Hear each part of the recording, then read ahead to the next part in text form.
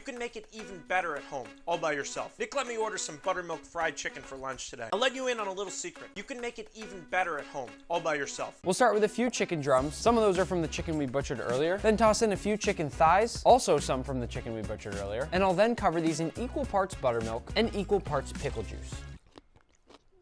That's cold. If you've ever heard of buttermilk fried chicken, that's what it means. They're brining the chicken in buttermilk, which is this milky and acidic liquid that's gonna give the chicken some flavor, but also break the proteins down in the chicken and make it softer and more tender. And the pickle juice is a nice twist I like to do that gives a little bit of extra flavor. And we're gonna brine this for about half an hour. It's like 4 on 3.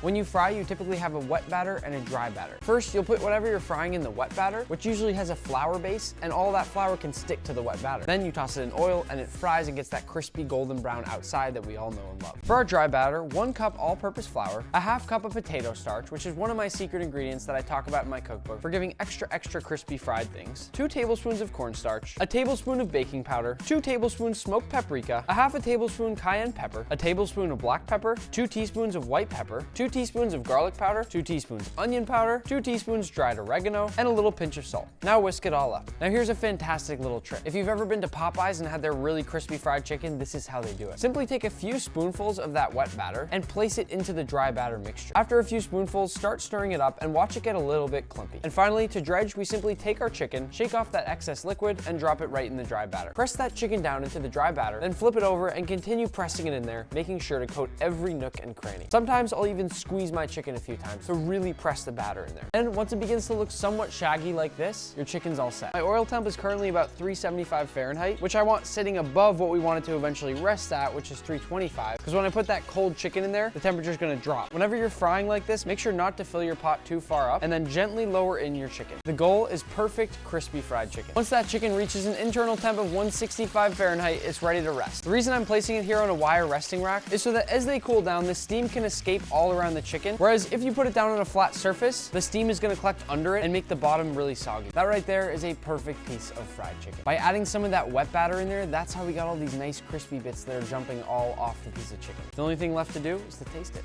That right there should show you how juicy this chicken really is. Delicious.